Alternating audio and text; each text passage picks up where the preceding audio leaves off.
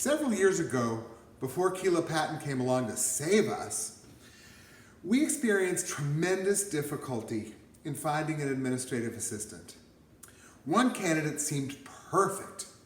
Her references were impeccable. She had relevant work experience. She interviewed and the chemistry felt good. Then, a background check revealed that she had prior convictions for embezzlement from her employers.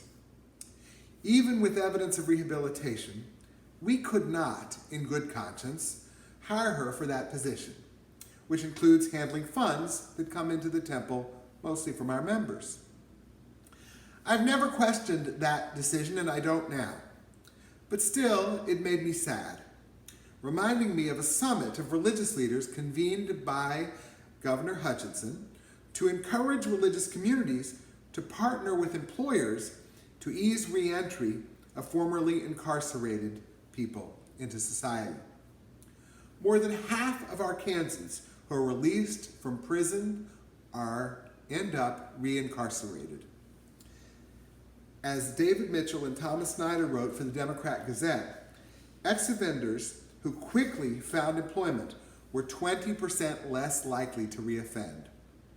We all benefit when we prevent repeated criminal offenses. Less crime is certainly a good thing, and we collectively spend less money on prisons. And there's more.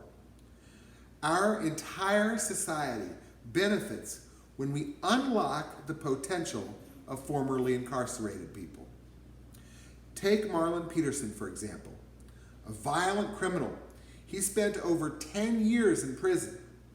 Since his release, Peterson has designed and implemented youth empowerment programs and worked to create safer communities free of the violence that he witnessed growing up.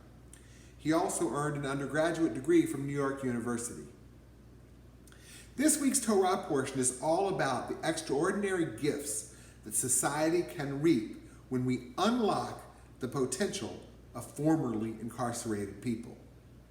Like many of you, I've been studying the story of Joseph, including the role of Pharaoh's cupbearer, for decades without ever focusing on the fact that both Joseph and the cupbearer have been in prison. Rabbi Reuben Zellman brought the matter to my attention, for which I am most grateful. In last week's Torah portion, Joseph met the cupbearer along with Pharaoh's chief baker in prison, where Joseph had been incarcerated on a trumped-up charge. Joseph is deputized to look after Pharaoh's imprisoned servants. The cupbearer and baker have disturbing dreams, which Joseph correctly interprets. The baker will be put to death, and the cupbearer restored to his post. Joseph pleads with the cupbearer, "Only call me to mind when it goes well for you, and keep with me. Keep faith with me. Commend me to Pharaoh, and get me out of this place." As this week's Torah portion opens, it's Pharaoh's turn to be disturbed by dreams.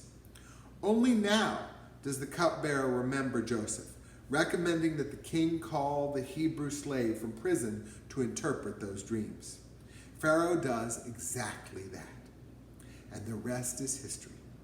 Joseph becomes Egypt's prime minister, saving that country and the entire region, and ultimately Joseph's own family, the children of Israel, from starvation. Rabbi Zellman asks us to read this story as a lesson about a person in power who's able to imagine that formerly incarcerated people may contribute to society. He writes, Pharaoh, after releasing the cupbearer from prison, restores him to his prestigious career.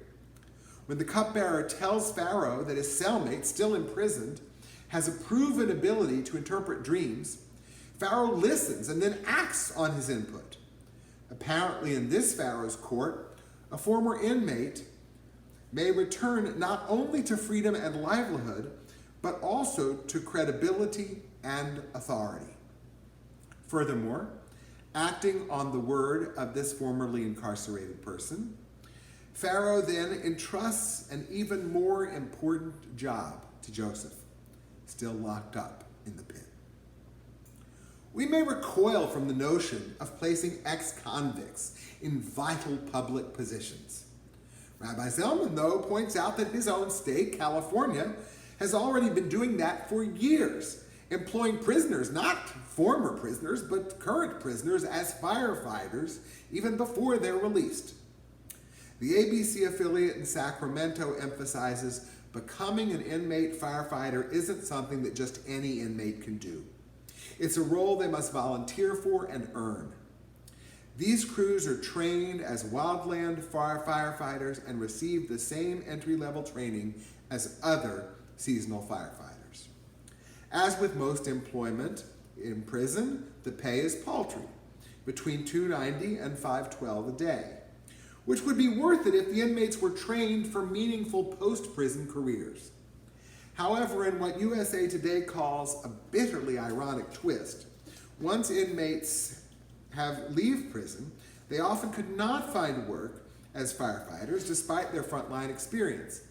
In California, nearly all counties require firefighters to become licensed EMTs, a credential that can be denied to almost anyone with any criminal record. 3 months ago, though, a new California law was adopted, allowing inmate firefighters to have their records expunged, clearing the path for them to be eligible for firefighting jobs upon release.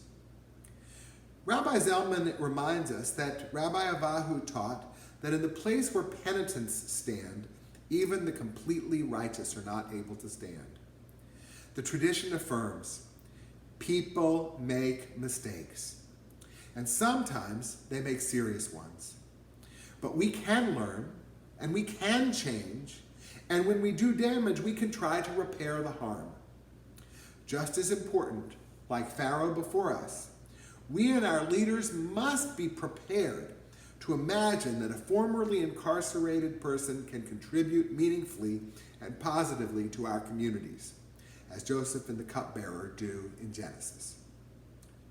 No, we should not hire a person who has embezzled from their employer in the past to handle our congregation's money, nor would I recommend any business owner to do so. However, if that person applied to be custodian at the temple, or for a wide variety of other kinds of employment elsewhere, we should not bar them from earning a living or contributing to society. We must look for ways to say yes to a productive future after incarceration, even as we acknowledge specific cases when we are obliged to say no.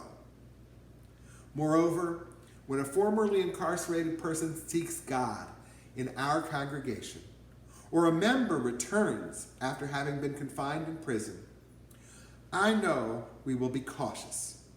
Let us also assure that we are welcoming, as Governor Hutchinson urges, contributing to a positive future for that person and for our community. Joseph and the Cupbearer are living human beings in Arkansas and across America today. As we marvel at the biblical characters' post-incarceration achievements, let us seize the power to make their stories true in our own